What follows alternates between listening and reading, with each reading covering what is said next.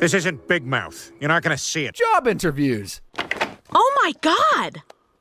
Hi, we're here for the interview?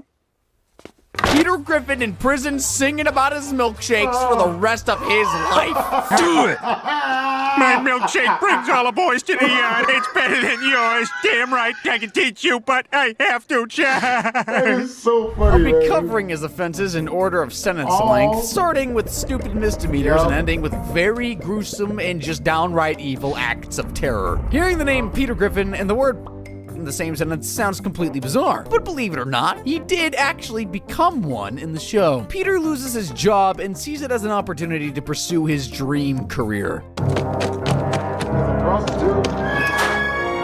That's a wild career for a youth in Oh my God, I'm gonna die. To the owner of a yellow Hyundai, your car is being towed. What? I won! How does one get a job as a jouster in the 21st century? That's But before awesome. trying out for jousting, he dabbled in another unusual line of work. Has Dad found a permanent job yet? Your father's going through a bit of a career transition, searching for something that fits him just right. Well, clearly it's not that tube top. Looking for a good time, sweet cheeks? Oh my God. Peter, get in the car! Okay, but it'll cost you. What do you want, a Cleveland steamer? I said get in the car! Whoa, whoa, whoa, be cool. Yeah, so go to Maple Street and then, It's bad, but I don't even know what a Cleveland steamer is. Because, you know, I'm from Cleveland, and we have a lot of ice out there, so I'm thinking, oh, is that a way to defrost one's car, or, you know, the Cleveland steamer, but I don't think I want to go into detail. Get in this car right now! Oh. It's eerie, isn't it? Like looking into the future. You see Peter get nervous when those cops pulled up? That's because he's illegal in Rhode Island. Hooker Peter can be thrown to the slammer for 6 months, and a criminal conviction will make it even harder to find a new job. Stewie has killed millions of innocent people, and karma almost came for him in the form of his awful family in the episode Brian Griffin's House of Pain. Chris sneaks into Meg's bedroom and reads her diary. She catches him, and a fight breaks out with Stewie caught right in the middle. Well, I'm off to buy imaginary groceries. Oh. Dang. Oh. Do you think he's okay? So Stewie can literally fall off the roof or get thrown through a window and be totally fine, but a little tumble down the stairs and he's knocked out cold. Too scared to tell their parents about the accident, Chris and Meg try their best to hide Stewie's injuries.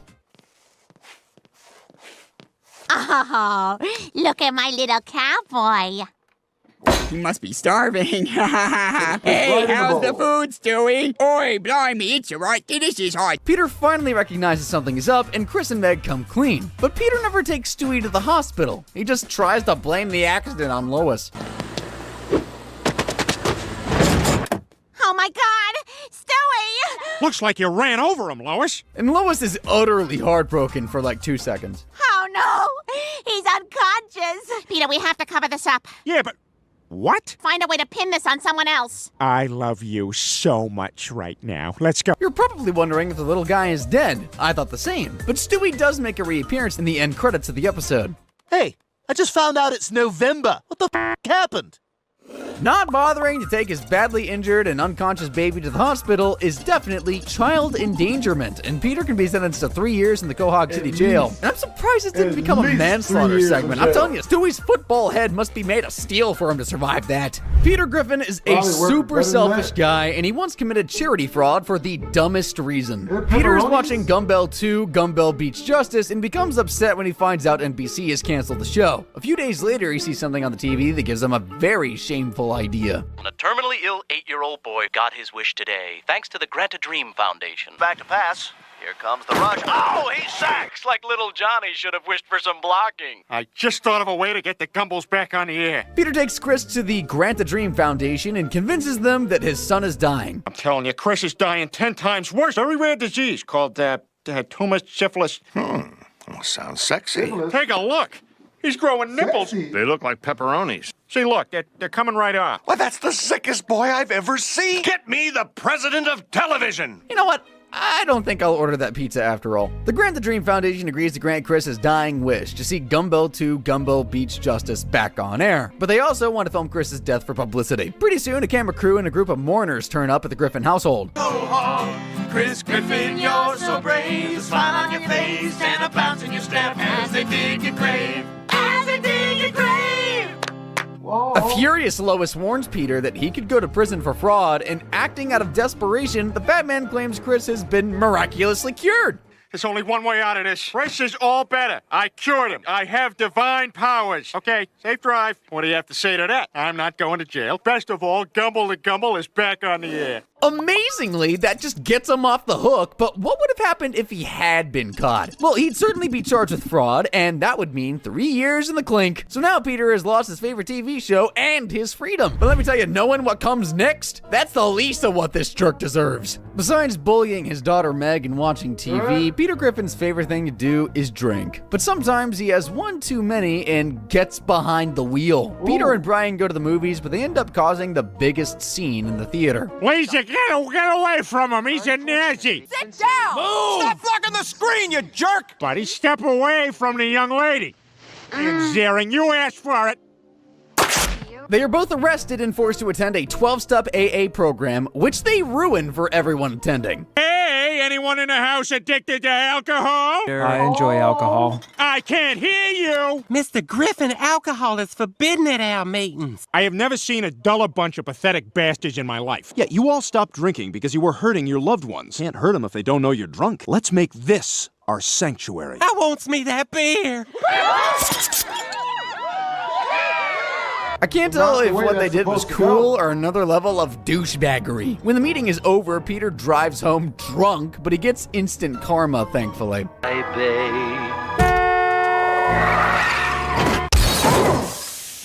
Peter has then a near-death experience where death shows him what kind of person he'll become if he continues with this heavy drinking. How's it near-death experience if he's already arrived at the death? He's already achieved deathidism. It's the whole thing. All right, family, line up for cigar burns. Oh. Ow! Does that work? He already abuses his family anyway, though. Now he just looks slightly more slobbish and dirty. Death gives Peter one more chance after he agrees to drink in moderation from now on. And you think that traumatic accident would teach him a lesson about drunk driving, but nope. After that episode, he drove intoxicated 3 more times. Okay, Joe, you're drunk. Give me your keys. And I'm drunk, so I'll give you my keys. Now we're both good to drive home.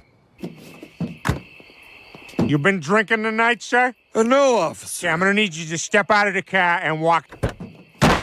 All right, you be safe, sir. Nothing better than a 7 a.m. beer and an unbrushed mouth. Peter, I don't want you drinking too much. Lois, I know how many beers I can drink. I figured it out. Good Lord. 7. 6. Oh. Peter drove drunk at least 4 times in the show that I found, so his total sentence would be at least 4 years in prison. He'd also get banned from driving for 3 years, but I think the selfish jackass should be banned for life. Peter will not hesitate to help out his buddy Quagmire, especially when there's money in it for him. Quagmire and the rest of the pilots at the Quahog Airport go on strike. To make ends meet, he turns to stripping. I am in the full, upright, and locked position.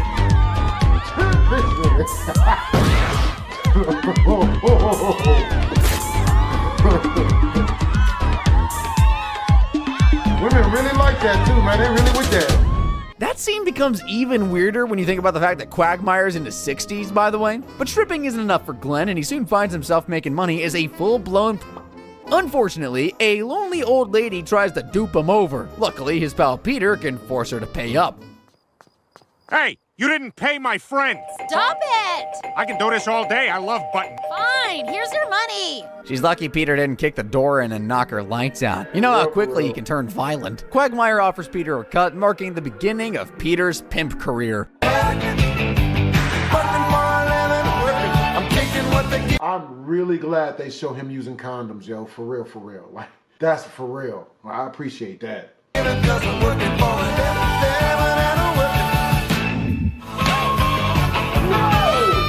Oh, frick, I think I'm gonna be sick. While the pimp relationship was working great at first, Peter starts taking his role as pimp way too seriously. Dang, Quagmire, you're lucky. He take care of you. It's great. I'm making a lot of money. I'm actually very hungry. You want to eat? Get up to that bar and earn your keep. What should I ask for, 500? You're trash. Ask for 2. You know I hit you and whore you out because I love you, right? Dude's a menace. He needs to be stopped, but a fabulously dressed one. Peter and Quagmire both quit the industry in the end, probably due to the trauma this client gave them both. Big Pete, help! She wants to do German things! What? No! He hasn't eaten anything in days. It's not gonna work. 9! 9! God, she's got us both. Help us, HBO camera crew. Is forbidden in Rhode Island, and that means pimping is too. For acting as Quagmire's pimp, Peter can be sentenced to 5 years in jail. I'm sure the other inmates will have a good laugh when they find out what he's in there for. 5 years for pimping? Really? Peter and Carter hate each other, so it didn't surprise me when he jumped at the chance to rob his father-in-law. The guys are gearing up for a fun day in paintballing, but Joe bails, thinking Bonnie might go into labor anytime soon. Fed up with Joe blowing him off, Peter decides to induce Bonnie's labor by playing the most boring TV show he can think of. MASH? 2.5 Men. Well, That's it so works, good. and Bonnie is rushed to the hospital where she gives birth to a beautiful baby girl. Here's your baby. She's beautiful. She sure is, Joe. Probably ain't yours. It's hard to believe she's already 18. Get out of here. You can always count on Quagmire to ruin a special moment. Joe was overjoyed at the birth of Susie, but his happiness quickly turns to worry. I got her hospital bill this morning. It's $20,000. Oh my God. Shouldn't they close the curtains for that? The guys turn to Carter Pewterschmidt and ask him to help Joe, but he's not very charitable. Joe's getting desperate, and we haven't raised nearly enough. Is there any way you could help us out? Of course, but it's funnier to me if I don't. In about an hour, I'm gonna piss away 20 grand. Dang, Carter makes Ebenezer Scrooge seem like a philanthropist. Feeling desperate and angered by the rich jerk, Joe and the guys plan to steal the money themselves. Peter, Quagmire, and Cleveland all sneak into Carter's party wearing bad mustache disguises, and following Joe's instructions, they commit a heist. I'm in.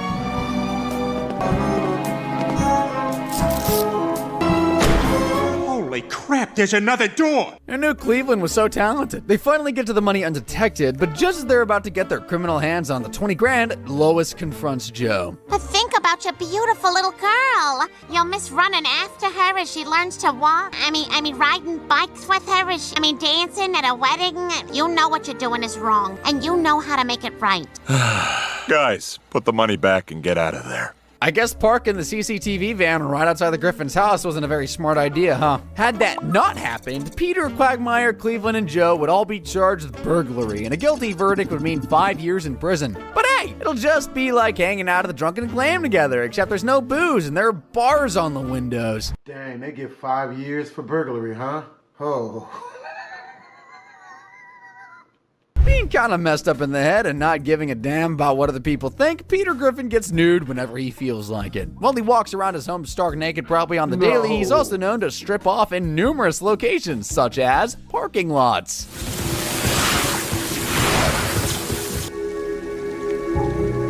This isn't Big Mouth. You're not gonna see it. The Drunken Clam. Peter, where are your clothes? I need your gun. No problem, evil-looking Peter. Internet cafes. Oh, yeah. Chinese Lois. Job interviews. Oh my God! Hi, we're here for the interview. Banks. You have no clothes on. Must be having one of those dreams again. Better wake myself up. Oh, thank God. Well, time to apply for this small business loan. His in-laws' home. Why are you naked in my house? Why aren't you? You're all right, Griffin.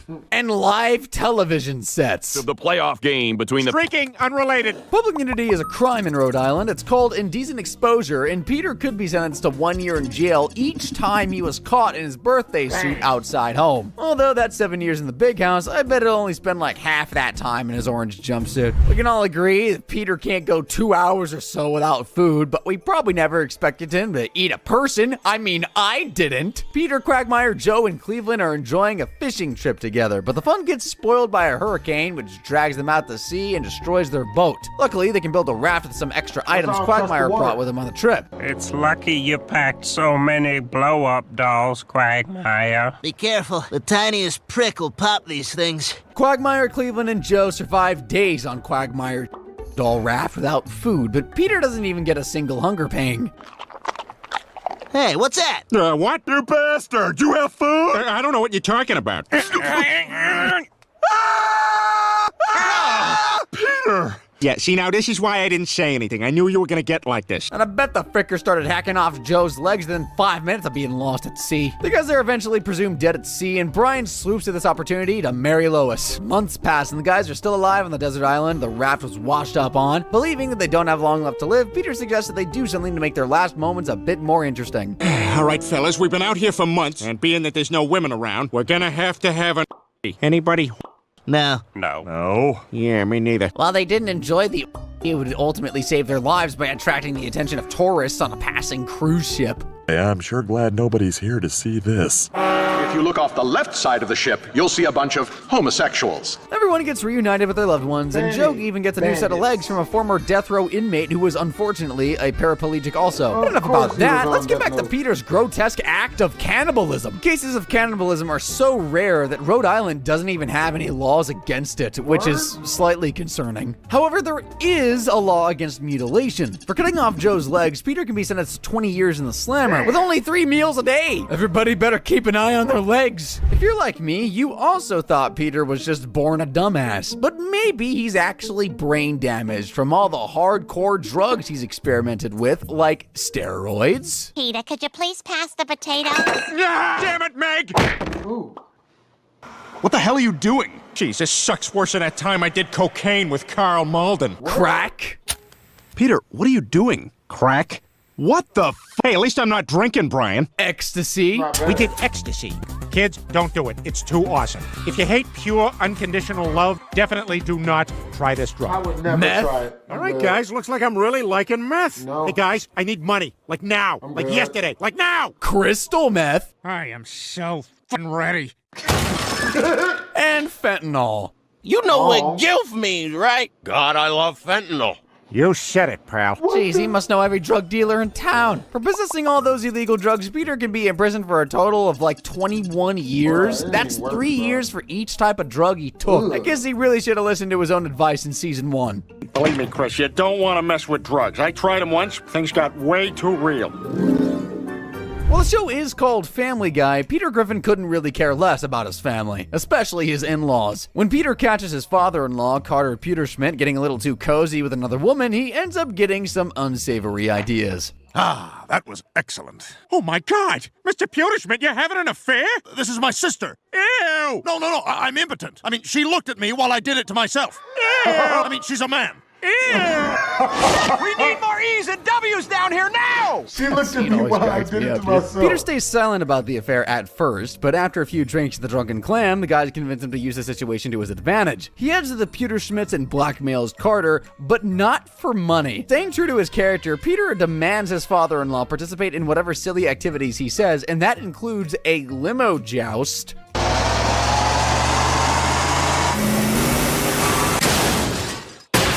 That went exactly as I wanted it to go. Oh boy. Traveling to France just to insult the French. People of France, depressed guy smoking a cigarette is not a movie. And your sirens sound like gay guys having a threesome. And writing a whole book of new catchphrases for him. All right, you got my catchphrases for me? This was a huge pain in the ass. Shape up or show me your balls. That's good. Well, how about this one? In your face, Nancy Grace. Oh, I love it. Fire alarm? I am the fire alarm. If you got a problem, take it up with my butt. He's the only one that gives a crap. That's it. Yeah. That's the one. I thought That's you'd like... But before he can blackmail Carter into doing any more ridiculous activities, smooth-brained Peter accidentally blabs about the affair in front of Barbara anyway. You know, I keep not laughing at the Big Bang Theory. It's got to be the television. TV this size, forget it. It'll have me laugh until I got snats falling out of my nose. I'm giving it to Peter. What? Why? Because Peter is the best, and he is awesome. He's not just saying that because I covered for him about his affair. If all of this had gone down in real life, Carter could have reported Peter for blackmail. Sure, he didn't lose any money, but threatening someone for their labor can still be legally classed as blackmail. Blackmail is a serious crime in Rhode Island, and the penalty can be as high as 15 years in prison. Did I mention another crime was committed here? You probably won't guess what it is, because it's a strange law Rhode Island has. Absolutely no dueling. That limo duel Carter and Peter fought could land them both in jail for 7 years. Pretty weird, huh? It's usually Peter dragging his wife Lois into criminal activities, but in the episode Living on a Prayer, it was the other way around. Stewie had finally made a friend at daycare, Scotty, but Scotty gets pulled out after contracting a serious but very treatable disease. It is soon revealed that Scotty has even worse parents than Stewie somehow. Lois, we came as soon as we got your call. Oh, I'm so sorry to have to tell you this, but Scotty has cancer. We know. You do? But you shouldn't have brought him to the hospital without talking to us first. He was unconscious. He clearly needed treatment. He doesn't receive treatment. We're Christian Scientists. We don't accept medical care for ourselves. But your son has cancer. Lois begs the religious nuts to reconsider and save their child's life, but they won't budge. And so she sees no other option than to kidnap the baby and take him to the hospital herself. However, it's too difficult to carry out the abduction alone, so Lois enlists the help of her super reliable and totally not incompetent husband. Harry Potter. All right, I got him, Lois. That's not Scotty. That's Ben. Oh, still learning everybody's names. Damn it. Put him back and go get Scotty. While I'm doing that, maybe you do something about that snatchy tone. Peter really is the most pathetic criminal I've ever covered in these videos, man. They eventually get baby Scotty and drive him to the hospital, but the cops are already there waiting to arrest the kidnappers. And in the end, Scotty's parents do get their son the treatment he needs after Lois gives this moving speech. Ben, Hope, I know you don't believe in modern medicine. You do believe in the power of prayer. That's right. People of good faith would pray to God for a cure. Well, then isn't it possible that penicillin, vaccines are all actually answered prayers? It's good so far, Lois. Try to work a few laughs in there if you can. But the sweet moment immediately gets ruined by Peter. Hey, everybody! We're all gonna get laid! While the real criminals in this episode should have been Scotty's parents for neglecting their child, Peter and Lois are, in fact, guilty of kidnapping, even if it was for good reason. Most kidnappings are punishable by 20 years in jail, but when a minor is involved, the sentence could be life in prison. Yes. And I do feel like Peter could get off easy by pinning it all on Lois. To be fair, it was all her idea. Peter's impulsive nature and lack of morals often result in him taking whatever he wants, whenever he wants, and that includes Joe's ramp. Peter, I don't need to be in a wheelchair. I already went through the trouble of borrowing this ramp from Joe. I'll be back in a while. Oh. Joe, are you all right? Joe's pool. Good morning, Joe. Peter, what are you doing in my pool? Oh, this is the newest province of Pretoria. I call it Joe-hio. What? What has he got against Joe? He's also stolen a bunch of exotic animals. Hello, everybody. This is Montecore. He's my lion. Peter, what the hell? Oh. Hey, Lois, can you run inside and give me some oranges or whatever it is these things eat? What is that? This would be a giraffe. I stole it from the zoo. Okay, the lion and the parrot I get, but how did he sneak a massive giraffe out of a zoo unnoticed? The value of the item stolen does not exceed $1,500. The sentence is 1 year in jail. So Peter's got 24 months for cruelly taking his disabled friend's ramp and that parrot. Joe's pool probably has a value between $1,500 and $5,000. That's an extra 3 years added to Peter's sentence. As for the giraffe and lion, they definitely both exceed 10 grand in value, which means Peter is looking at 25 years in prison altogether. Being friends with Peter Griffin means you can never have anything nice in life. Joe's uncle passes away and he inherits his very expensive 1950s Chrysler.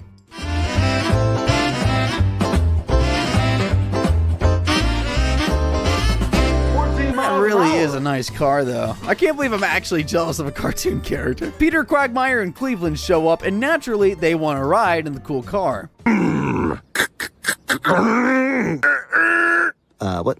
What's happening right now? Annoyed that Joe won't take them for a proper spin, the guys sneak over to his house later that day and take the car for themselves. Hello. Yes, Joe Swanson? Would you be willing to take a half-hour survey while facing the wall? And they may have successfully borrowed the car had Cleveland remained in the driver's seat. Look out! Crap! Oh man, Joe is gonna be so pissed! I mean, Peter's not entirely to blame here. Who the hell leaves their garbage cans right in the middle of the frackin' road? Anyway, taking someone's car without permission, i.e. stealing, is the most serious kind of theft. Peter can be jailed for as long as 30 years. But at least Quagmire and Cleveland will be there to keep him company. Okay, we're at our halfway checkpoint now, and Peter's prison sentence is already 165 years and 6 months long. Surely it can't get any worse than that. Well, it sure can. Some of these next crimes are straight up evil, and they'll make you wonder how someone so dim-witted could even get away with them. Peter Griffin rarely tries to better himself, so when he decided to make a fresh start as a farmer, I was intrigued, to say the least. When the Griffins return home one day and find they've been robbed, they decide to move somewhere safer, away from the hustle and bustle of Quahog. Here we are, everyone, the Griffin family farm. Just as the family are beginning to adjust to the farm life, a tornado hits. They take shelter in the storm cellar and discover a little secret about the previous owners of the farm. You guys, there's a fully functional meth lab in our basement. We have to call the police. Whoa, hang on, Lois. When you really stop and think about it, this meth lab is our best chance to make meth in a lab. What are you talking about, Peter? I'm talking about saving the farm. While the meth was only supposed to be for the customers, Brian returns home from college to find out his whole family have become meth heads. Hey everyone, I'm back. What the hell is going on? Just working on a family project. I might have the solution to our farming trouble. That's nice, Brian. Oh, yeah, we're meth dealers now. So, was killing Meg part of the family project? And what are the dogs for? I have so many questions right now. But Peter's bragging about how much cash he's made gets interrupted by a news report detailing the city's staggering rise in meth usage. Seeing Quahog get destroyed because of their meth is enough to snap Lois back to her senses. She suggests that they all return home and go back to their old lives. And Peter and the kids have no choice but to follow her once this happens. An explosive batch of thermoreactive That fiery explosion destroyed all evidence of Peter's meth business, so he never got his comeuppance in the show. However, if cops did bust into his meth lab in real life, Peter is really gonna regret not sticking with cattle farming. Meth is classified as a Schedule II drug in Rhode Island, and dealing it could result in a 30-year prison sentence plus a fine of $100,000. But I doubt the fine would bother Peter that much. I mean, his meth business probably brought in at least $1 million. Judging by how much Peter loves Garfield, God, I can't hear Garfield. I also went to the video store and got Garfield. you'd expect him to be a huge animal lover, but that's not the case at all. Just look at how he treats his furry friend Brian. Peter, I'm home from the market. I got steak sandwiches. Oh, that's way better than chicken parm. Or Yogi Bear.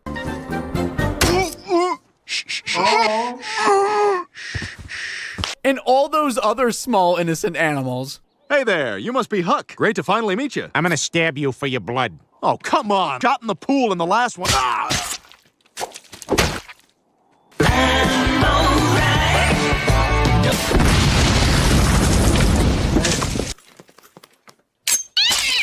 Oh my God! Well, you guys relax. He's got 8 more lives. Kill 2 birds with 1 stone. Like this.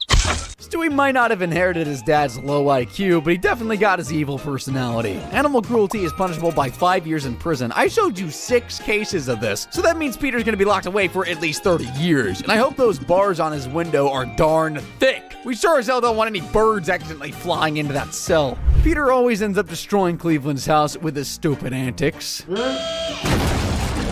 the hell? Away we go.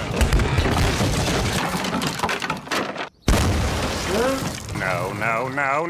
What? Hey! You're not the same giraffe from last night. Get out of here! What the hell? No.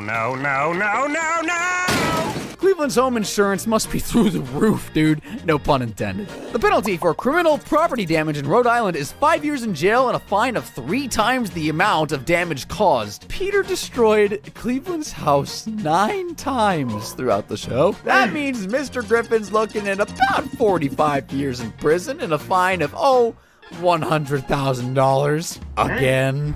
Meg knows she's not exactly her dad's favorite kid. Thanks, didn't want to pay for the hole. But she probably never would have expected Peter to literally sell her. Peter arrives at Goldman's pharmacy without a wallet, so Mort generously opens up a tab for him. But instead of buying the he came in for, Peter goes on a shopping spree, buying 8 cases of syrup of Ipecac for something very important and urgent he absolutely had to do. All right, you guys, I got 8 crates of Ipecac from Mort. Now, whoever goes the longest without puking gets the last piece of pie. Okay, Here we go. How's everybody doing? Good so far. All right. Nothing yet. Cool.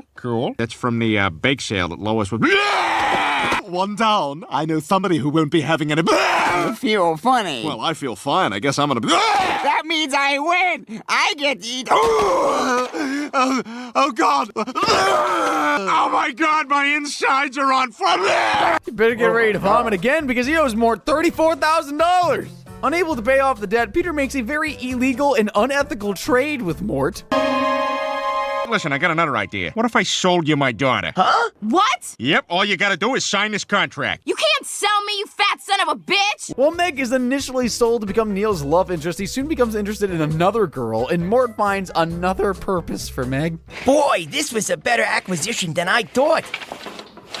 Man, I feel so bad for her, dude. It's episodes like these that really, truly make you appreciate the time Meg got out of prison and beat Peter within an inch of his life. And you're probably wondering how Meg was eventually freed from slavery. No, Peter doesn't realize he made a terrible mistake and immediately go to save his daughter. It was actually Neil who tore up the contract and let Meg go. So basically, if Neil never did that, Meg would have been doomed to live the rest of her life as the Goldman slave. Any person who traffics a minor can be sentenced to 50 years in prison. Peter would also be fined 40 grand. I guess I'll have to sell Chris or Stewie this time around. In the episode Meg Stinks, Meg and Peter had the most wild father-daughter day ever. Peter and Lois find out Meg is a top student, and Peter takes her to an interview at the prestigious school, Green Mountain College. On the way to the school, they stop at a diner, and Peter's treatment of Meg is still the same as it always has been. Well, I called and confirmed my interview for tomorrow morning. I ordered you nothing. What else is new?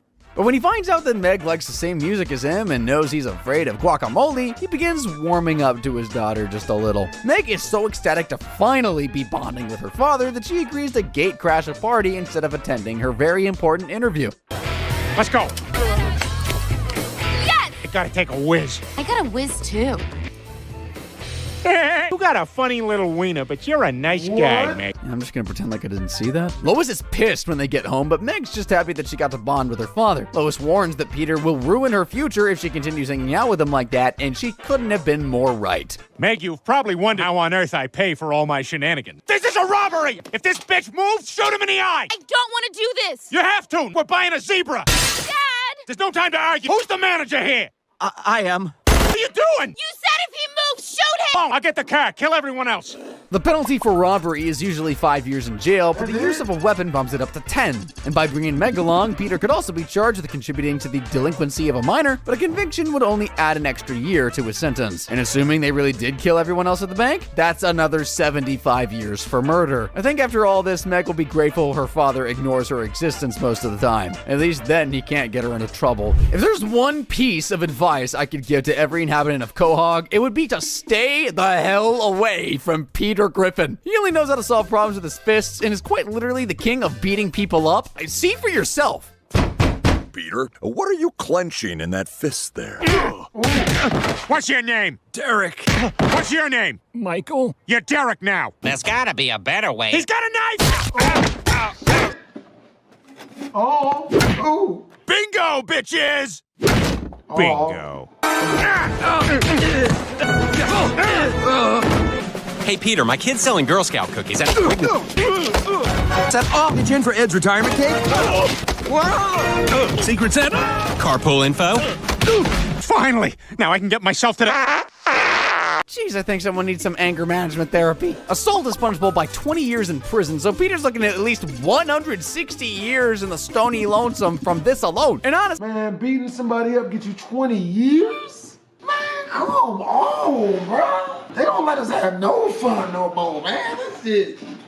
I feel bad for whoever Peter's cellmate is. They'll constantly need to tread on eggshells to avoid getting their lights punched out over the slightest inconvenience. Peter Griffin really is an awesome dad. Just look at him having some father-son time with Stewie. Daddy, I want to turn on the swing set. No, get lost. It looks like fun and I want to do it. I'm gonna do a big jump off. Get Mom! Mom! Mom! Mom! Or the loving bond he shares with his daughter. Hey, Meg, come here. Have a seat. Dad, what are you doing? Meg, I'm a redneck. I am about to do something to you you'll not remember until you're 40. Meg, come back here. I meant... Meg was 100% right to call Peter a Mr. Selfish-ass dad, but the fat man is actually way worse than what you just saw. His awful parenting abilities and dangerously impulsive nature have led to his children being severely abused over the years. I'm gonna whip that cigarette out of your mouth and maybe not slice your face in half. Don't want to do this. Stay still! That's pretty cool, too. Hey, Dad, that's a cool... Ah, I thought you couldn't understand me!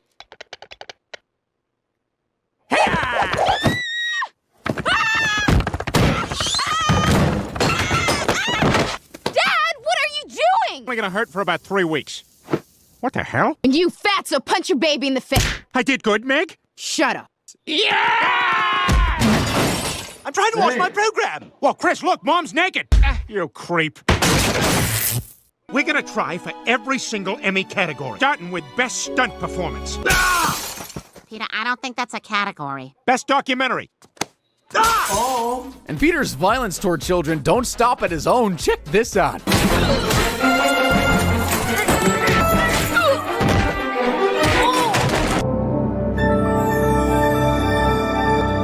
Finish him.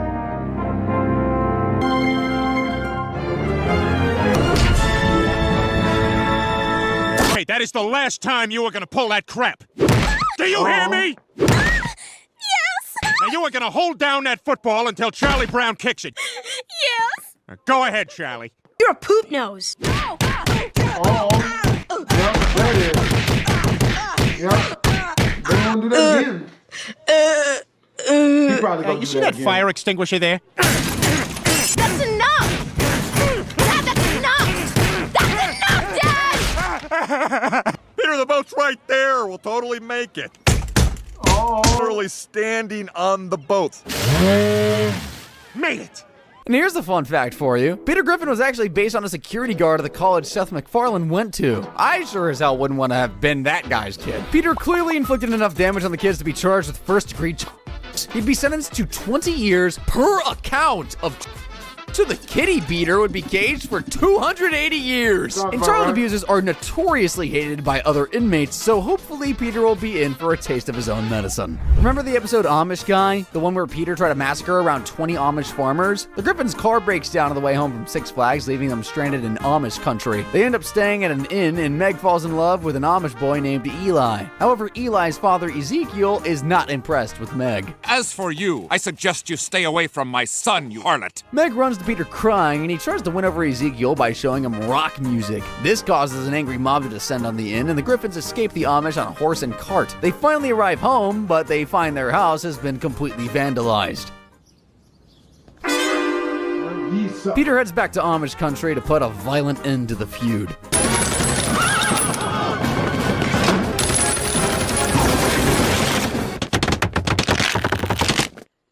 Dang, they rebuilt that barn as fast as a cart, too. Meg and Eli rush to stop the fighting. Dad, stop! Leave him alone! Kill that man! That man is my girlfriend, Meg. And actually manage to talk some sense into their fathers. The fighting ends and Meg and Eli part ways, realizing they just can't be together. Eli won't be the only person Meg might never see again. Peter would be facing 20 years for each Amish guy he attempted to murder. I saw around 20 men in that clip. That's 400 years in prison, baby. But I think Meg will be the only one sad about losing Eli. After all, Peter has been a total jackass to her all her life. Most of the blood on Peter's chubby hands is the result of his reckless behavior, causing disastrous accidents. He has also committed dozens upon dozens of cold-blooded murders, and I must warn you, some of them are pretty damn brutal.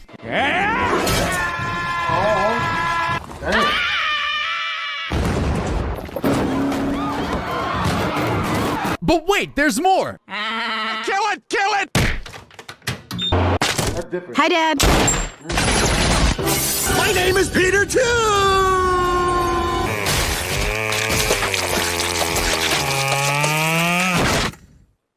So you concocted an elaborate series of murders, leading me to the fictional Scottish route. I hope these taste as good as they look. The secret is in the frosting. I estimate Peter's total murder count to be at least 45.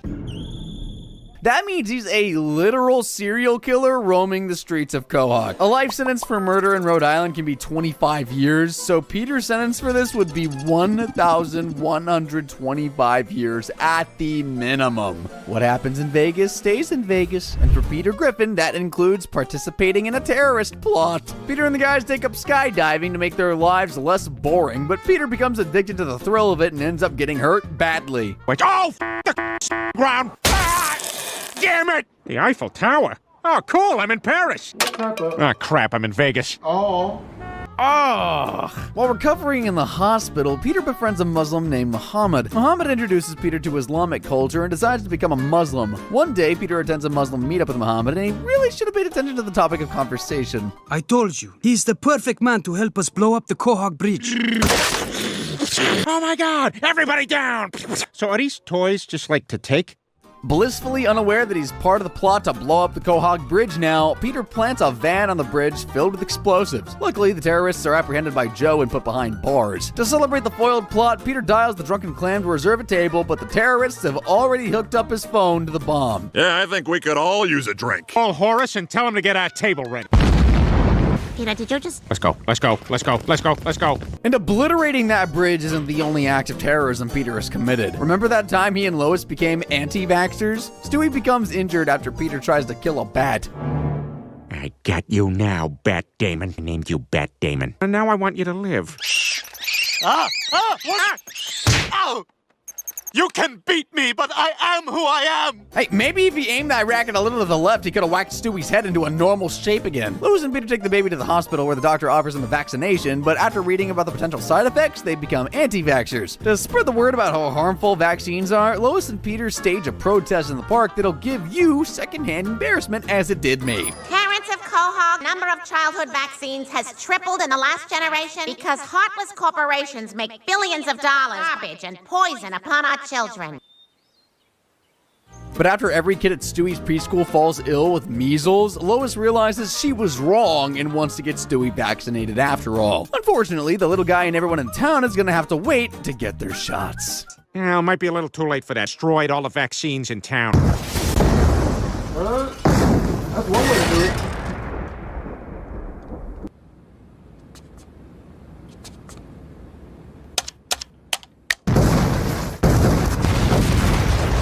All right, what else did I have to do today? Ah, yes, overdose in my apartment. Off topic, but that 30-second clip was more interesting than the entirety of Joker 2.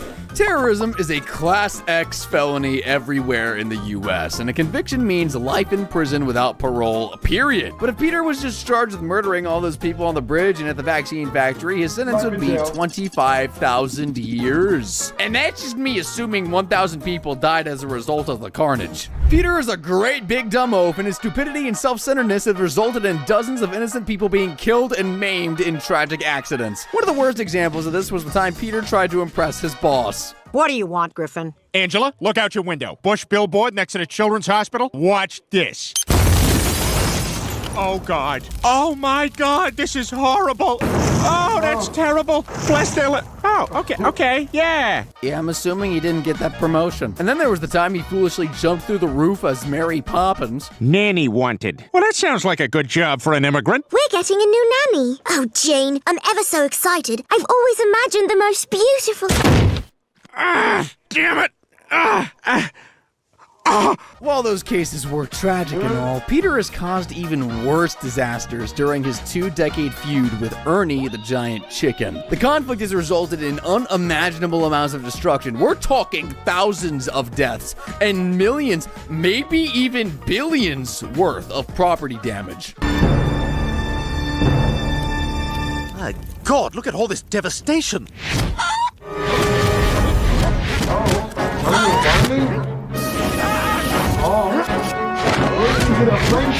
And did you know that Ernie is actually a real giant chicken? Like, I always thought it was some weirdo in a suit. Since Ernie is an animal and therefore immune to criminal responsibility, that means Peter is solely to blame for everything. I estimate that at least 15,000 people have died as a result of Peter's reckless shenanigans. Manslaughter can carry a sentence of 30 years in prison, and times that by the death toll, that makes Peter's sentence in prison 450,000 years long. And there you have it. Peter's grand total prison sentence is 476,266 years and 6 months long. Good Lord, I couldn't imagine how much commissary he would need to survive for that long. Shoot, I was able to survive a year off of $44. Yeah, I'm saying, and 60-something cents. Oh boy. A lot of country time lemonade, lots of small quarter bags of hot Cheetos that cost $1 a piece. You know what I'm saying?